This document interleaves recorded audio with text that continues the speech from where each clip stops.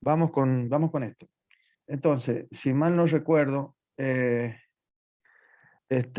que estaba por este tema de posicionamiento en el caso de un mecanismo de 4 barras de manivela corredera. Creo que lo empecé a pero no lo terminé, no me acuerdo bien, sinceramente. Pero lo repasamos en un segundo, si me lo permiten. Así como hemos hecho para el caso del cuadrilátero articulado, en el cual hemos utilizado el álgebra vectorial, generando un lazo cerrado de vectores, eh, para poder resolver y encontrar una ecuación que defina las posiciones de los diferentes eslabones del mecanismo. En el caso de un sistema que tiene como un eslabón a un eslabón corredera, también es posible realizar el análisis utilizando el álgebra de los vectores. O sea, hacer un lazo vectorial o polígono de vectores, como lo hemos hecho para el caso del cuadrilátero articulado. Que son todos eslabones que giran respecto de juntas, que son juntas de pasador rotacional.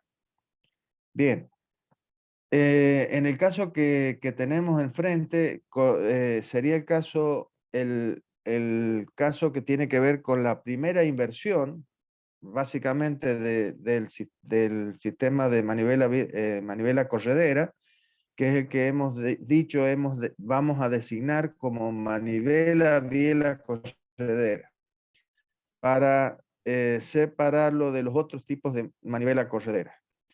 En el caso de que nos ocupa, estamos realizando el análisis utilizando el caso general, es decir, un manivela biela corredera con corrimiento. ¿Qué significaba eso?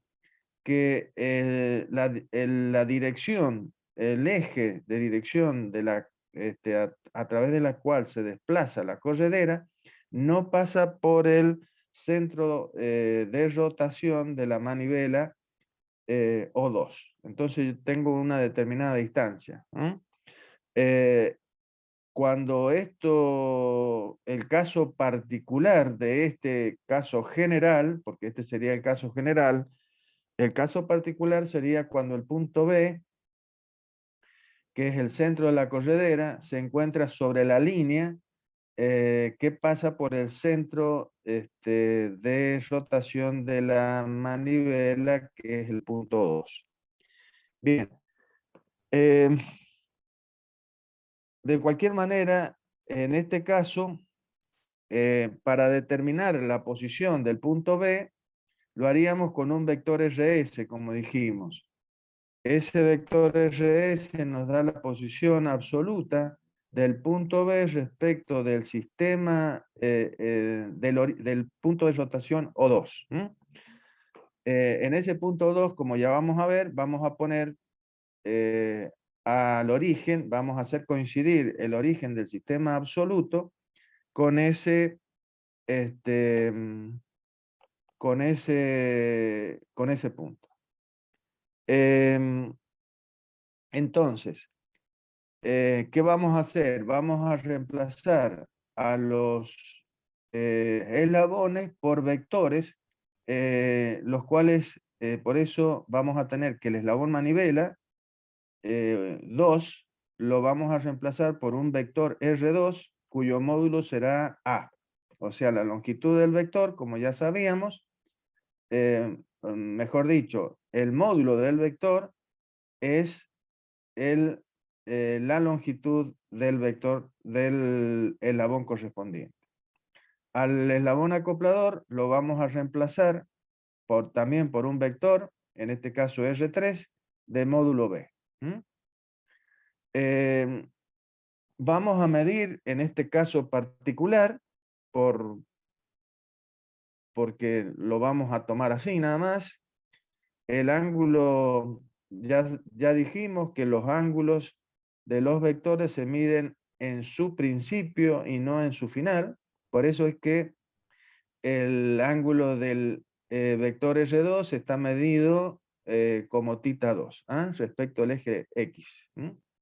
Y en el punto B vamos a considerar que el inicio del vector, en este caso, en el caso del cuadrilátero articulado, consideramos que el inicio de R3, o sea, el vector que define al acoplador, lo iniciamos en A. En este caso, para cambiar solamente, y como una elección, vamos a considerar que ese vector comienza en B.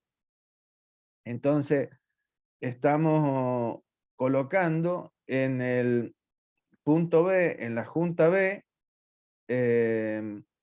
a un sistema local para poder medir el ángulo θ3, que se va a medir, como ya sabemos, en sentido antihorario positivo desde el eje X, colocado en el punto B. Bien. Luego, la posición absoluta del punto B estaría dada por el vector RS, que parte del origen O2 hasta el punto B. Por lo tanto, ese vector RS será, digamos, la suma o diferencia de estos dos vectores R2 y R3, de los vectores verdaderos que representan a los eslabones verdaderos R2, R3. Bien, dijimos que este tema de dar la posición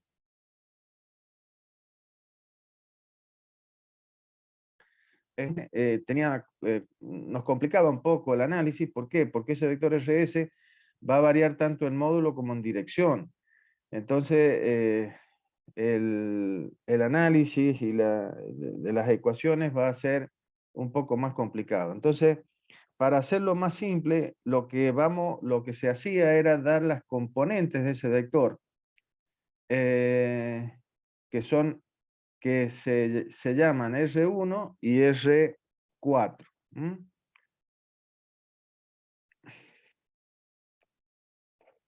Denme un segundo, por favor, que no me... Ahí está.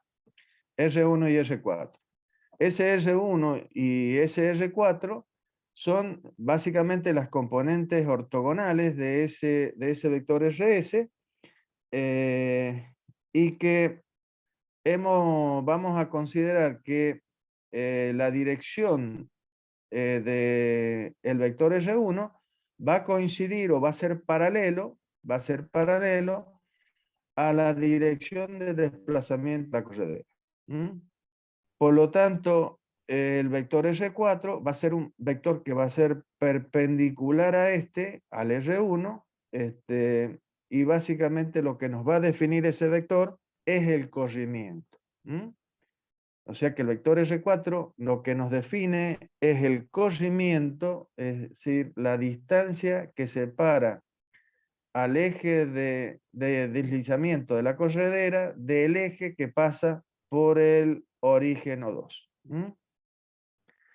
Eso es un vector constante, tanto en módulo como en dirección. Va a tener un valor dado por C, en este caso, que va a ser constante, y un ángulo otro que... el vector R1, que me va a definir la posición de la corredera respecto al origen O2, va a ser un vector que va a variar su longitud, justamente. Por lo tanto, su módulo D va a ser una variable. Un valor que va a variar en el tiempo. Y seguramente va a ser una de nuestras variables a conocer.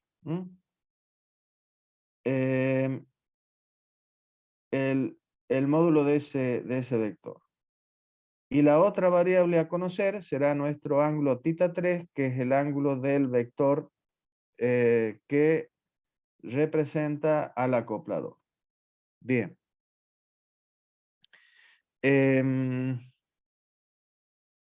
Perfecto. Entonces, en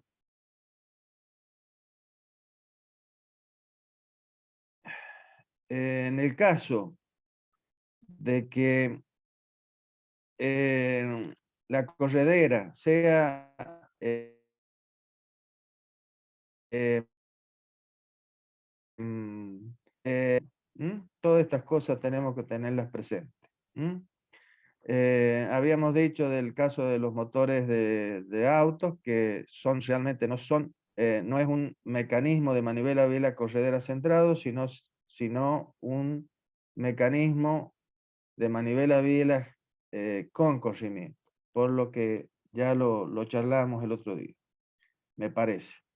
Si no, me dicen y se los vuelvo a decir. Bien, por supuesto que nosotros conocemos las longitudes de los eslabones porque lo hemos definido por síntesis. Hemos aplicado síntesis y hemos logrado obtener los ángulos, las longitudes de los eslabones. Y además, como este mecanismo también es un mecanismo de un grado de libertad, deberemos conocer al menos,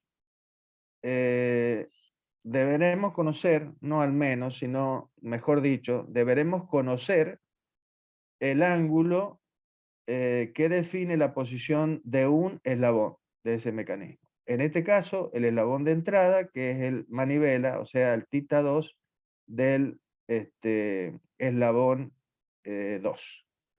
Bien. Para simplificar aún más nuestro análisis, es que introducimos ya estaba dibujado, pero hagamos cuenta que lo estamos introduciendo en este momento, al sistema absoluto XY, de tal manera que no va a ser cualquiera, en cualquier posición, sino en una posición que a nosotros nos convenga, se acomode a nuestras necesidades de simplificar nuestro análisis. Y esa es la de que el eje de las X coincida con la dirección de desplazamiento de la corredera. Por lo tanto, el eje de las X, el eje X va a coincidir con el vector R1, con la dirección del vector R1. Y el eje de las Y, el eje Y, será perpendicular a este, por supuesto. Bien. Dicho todo esto, ¿qué va a pasar? Que la ecuación de lazo cerrado, en función de todos los eslabones, de todos los vectores planteados, donde, como ustedes ven, no hace falta que lo repita tanto, perdón, pero el vector R1 nace en O2 y termina donde comienza el vector R4, el cual termina en la junta de articulación B. Básicamente. Y los otros dos vectores, ya dijimos, el R3 y el R2. Esto conforma el lazo o polígono cerrado que nos va a permitir plantear la ecuación vectorial como suma de estos vectores recorriendo este lazo. Entonces va a tener R2 menos R3 menos R4 menos R1 igualado a 0. Es la ecuación que tenemos ahí. R2 menos R3 menos R4 menos R1 igual 0. ¿Cuál es la diferencia entre la ecuación para este caso y el del cuadrilátero articulado? Un signo. El signo del vector R3, que en el caso del del mecanismo de cuadrilátero articulado era positivo porque le habíamos cambiado, le habíamos puesto en el otro sentido, básicamente. Acá hay que tener cuidado que una vez que establecemos las direcciones, tenemos que cuidar los signos correspondientes, para que no hayan errores en las ecuaciones obtenidas. Entonces, tenemos que tener en cuenta eso, que los signos algebraicos que hemos planteado, no los tengamos bien en cuenta para que de esa manera no tengamos errores en el desarrollo de las ecuaciones. Bien. Entonces, como ya sabemos, vamos a reemplazar a cada uno de estos vectores, o vamos a expresar, mejor dicho, a cada uno de estos vectores a través de la notación compleja de números complejos en su forma compacta, que es justamente la ecuación AE por E a la J tita 2, bien, menos B por E a la J tita 3, menos C por E a la J tita 4, menos D por E a la J tita 1. Y todo esto igualado a 0, pues es un lazo cerrado. Bien, las variables en esta ecuación, las conocidas son las longitudes de los vectores A, B, C, D, y las desconocidas, teóricamente, serían los ángulos tita 2, tita 3, tita 4 y tita 1. De esos, como esto es una ecuación vectorial definida en el plano, es decir, esta ecuación vectorial se va a desdoblar en dos ecuaciones escalares para conformar un sistema de dos ecuaciones que podrá soportar dos incógnitas. Entonces, de estas cuatro, deberemos tener dos nada más. Y si no tenemos dos, sonamos porque vamos a tener que plantear alguna ecuación más. Pero, como ya sabemos, tita 2 es la variable independiente, es la que maneja el diseñador, por ser el mecanismo de un grado de libertad. Y tita 1 es el ángulo del vector R1 que, por nuestra elección, hicimos coincidir el eje el eje X con la dirección del vector R1, por lo tanto el tita 1 deberá ser un valor constante e igual a 0.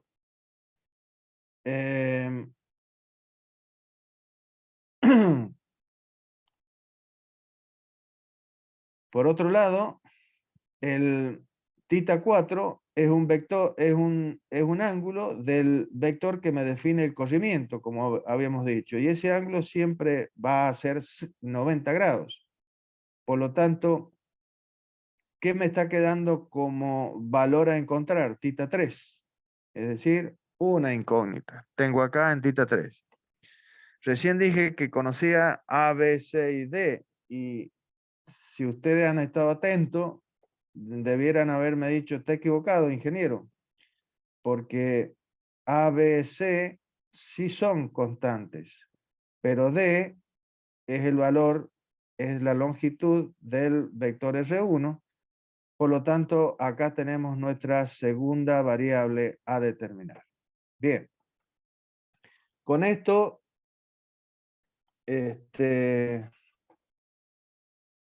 tendremos todo lo necesario para llegar a las ecuaciones, perdón, a la ecuación que nos dé el ángulo tita 3 en función de las variables conocidas y la longitud D también en función de las variables conocidas. Bien.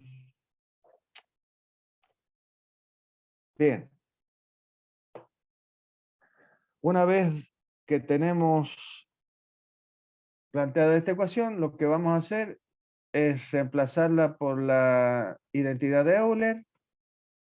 Reemplazamos por la densidad de Euler, cada uno de los valores, la forma polar compleja, en función de los cosenos, o sea, la parte real, cosenos de tita, más la parte imaginaria que está acompañada por el operador J, que está en seno de tita.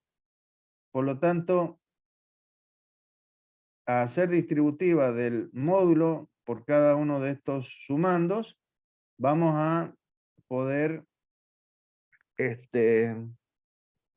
llegar a la ecuación que luego vamos a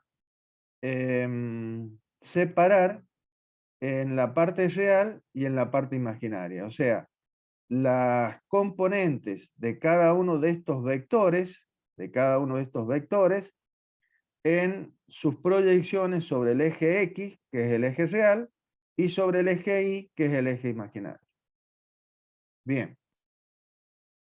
Recordando que tita 1 vale 0, por lo tanto coseno de tita 1 será 1 y seno de tita será 0. Y como tita 4 vale 90, lo cual coseno de tita 4 será 0 y seno de tita será 1. Finalmente, las ecuaciones a las cuales vamos a llegar, que son la componente en X, que es la parte real, va a estar conformada por estos términos que tenemos acá. A coseno de tita 2 menos B coseno de tita 3 menos D. D estaba acompañada por coseno de tita 1, pero coseno de tita 1 vale 1. Por eso nos queda D únicamente. Y así pasa con los términos en la parte imaginaria, o sea, la proyección en el eje Y. Será A seno de tita 2 menos B seno de tita 3 menos C igual a 0. En esta ecuación, en este sistema de dos ecuaciones, las variables son justamente D y tita 3. Por lo tanto, esto es bastante más sencillo que el caso del cuadrilátero articulado, donde nos obligaba básicamente a hacer toda una serie de sustituciones con identidades trigonométricas para poder llegar a encontrar una ecuación finalmente que pudiera solucionarse. En este caso, como podemos ver, es mucho más simple y esto deriva del hecho de que en el caso de la manivela biela corredera, la corredera es un eslabón que, a diferencia del balancín en el caso del cuadrilátero articulado, es un eslabón que tiene movimiento de traslación. Por lo tanto, eso nos permite conocer la dirección de ese eslabón corredera. Y esto simplifica el problema básicamente. Eso pasa tanto analíticamente como gráficamente, como ya lo vamos a ver. Entonces, en esta expresión, es una expresión en donde solamente tengo una variable de las dos, que es tita 3. Lo demás son todos valores constantes y conocidos. Por lo tanto, podemos despejar tita 3 de esta ecuación, de la parte imaginaria, como el arcoseno de todos los valores conocidos. Una vez conocido tita 3, luego despejamos de la parte real, de la ecuación que representa la parte real, a D, y finalmente podemos conocer D. O sea que, como ustedes verán, es bastante más sencillo. Bien. Otro caso para plantearlo, básicamente para plantearlo, ¿sí? Es el caso de otra inversión de el caso de manivela biela corredera, que es el de que es el tercer caso de inversión de la manivela corredera, que era el caso en el que la corredera, en el caso que estuvimos viendo anteriormente, la corredera estaba articulada con el eslabón balancín. O sea, habíamos elegido en ese caso, para esa inversión, al eslabón acoplador como bastidor. O sea que aquí, supongamos, para que ustedes lo vean, en este manivela, biela, corredera, vamos a elegir al eslabón 3 como bastidor. Al elegirlo como bastidor, a la corredera ya no va a poder desplazarse, porque está conectada a un eslabón que no se mueve. Por lo tanto, este eslabón corredera se va a transformar en un eslabón que solamente va a rotar. ¿Ah? Eso es lo que estaríamos analizando acá. En este caso, la corredera es una corredera que solamente puede rotar. Pero en este caso también, como en el anterior, vamos a considerar el caso general, es decir, el caso en que el centro de este centro de rotación no se encuentra sobre la línea que pasa por el origen, sobre el bastidor, digamos así, sobre el bastidor que está definido, sino que está desplazado, ese centro está desplazado respecto del punto del bastidor. Por o sea que la forma de ese, a ver si lo tenemos ahí, no lo tengo.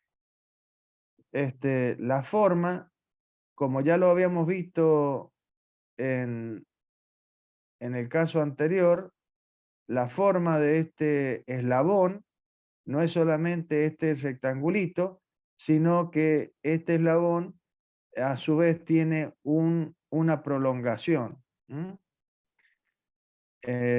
Acá no hay una junta, sino que este eje es parte de todo este eslabón corredera, que se articula al eslabón bastidor en el punto sub 4. Eso se llama básicamente un mecanismo de manivela biela corredera invertida con corrimiento.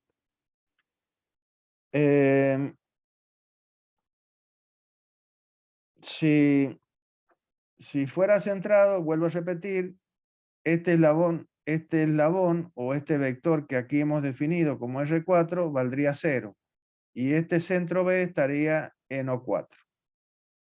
Ese sería el caso que fuese centrado. Bien. Vamos a aquí también, vamos a conocer por síntesis la longitud de los eslabones, tanto de manivela, como del bastidor. Básicamente, y vamos a conocer también el ángulo de entrada θ2, porque esto sigue siendo un mecanismo de 4 eslabones de un grado de libertad.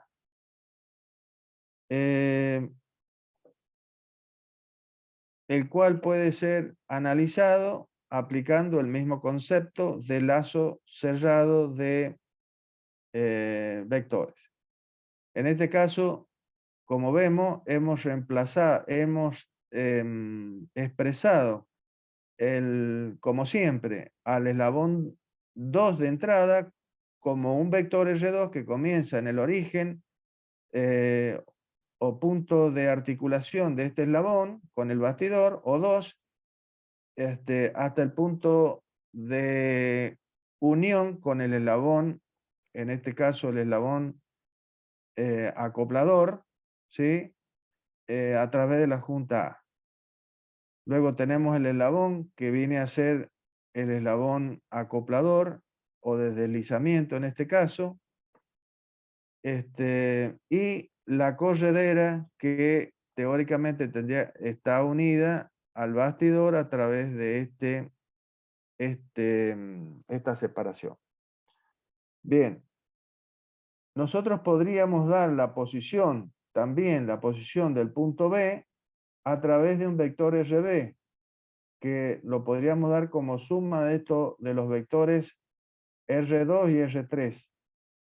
Pero este vector RB también tendríamos problema en su definición. Por eso es más sencillo, como en el caso anterior, representar a este RB a través de los vectores R1 y R4. R1, que es el vector bastidor, ¿sí? Que representa el bastidor, y R4, que también en este caso representa el corrimiento en el caso de este mecanismo. En este caso, vamos a reemplazar el eslabón bastidor por el vector R1 que comienza en un punto de pivote fijo, el O2, y termina en el otro pivote fijo, O4, que es el bastidor de este mecanismo. El R4 que comienza en el punto de articulación del eslabón corredera, que es el punto de articulación, hasta el punto centro de la corredera, que representaría la junta entre quién, entre la corredera y el eslabón de deslizamiento, que es el vector R3. En este caso, se ha elegido colocar al sistema absoluto coincidiendo su origen con el pivote fijo O sub 2. Y el eje X lo hacemos coincidir con el bastidor. Todo esto, básicamente, como ya lo hemos repetido muchas veces, para comodidad del que tiene que analizar, para que las ecuaciones sean más simples, básicamente. Hemos elegido las direcciones de los vectores en función de que la medición de los ángulos sea lo más sencilla posible y también para que nos permita el análisis. En este caso, también hemos elegido que el vector R3 comience en la articulación B y termine en la articulación A. ¿Para qué? Para poder medir el ángulo de ese vector en el punto B y poderlo relacionar con otros ángulos que, vamos a ver, tienen importancia dentro de este mecanismo. Tita 2 está medida del eje X, tita R4 o tita 4 también está medido desde el eje de la C, el eje X, que en este caso se ha planteado respecto del sistema que se ha ubicado en la junta B, este eje local, XY, y desde ahí, desde el eje X de este sistema local, vamos a medir el ángulo tita 4 del vector R4 y el ángulo tita 3 del vector R3, que representa al eslabón de deslizamiento o acoplador.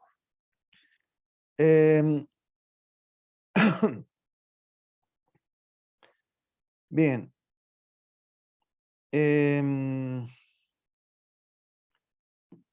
Perfecto. Entonces, tenemos acá planteado todo el sistema con los vectores colocados de esta manera en función de hacer, como ya les dije, más simple nuestro análisis. La ecuación que va a resultar de este lazo cerrado es idéntica al caso del anterior ejercicio, que era el de manivela Vila Corredera aterrizada. Es decir, como tenemos la misma disposición de vectores colocados, la ecuación que representa a estos es la misma ecuación. R2 menos R3 menos R4 menos R1. Igual a 0. Entonces, reemplazamos expresamos cada vector a través de su forma polar compleja, como ya lo hemos hecho, y analicemos un poquito luego qué vamos a hacer con esto. Y vamos a reemplazar a cada uno de estas expresiones polares complejas, o polar compacta, mejor dicho, por la identidad de Euler. Entonces va a quedar en cosenos y senos. Cada uno de estos vectores va a estar expresado a través de los cosenos y de los senos, o sea, de la parte real y de la parte imaginaria, para poder llegar finalmente a las ecuaciones. Ahora, lo que más interesa aquí, y lo que interesa básicamente, porque como ya vamos a ver, la resolución o encontrar las ecuaciones es básicamente lo mismo, pero más que nada importa analizar qué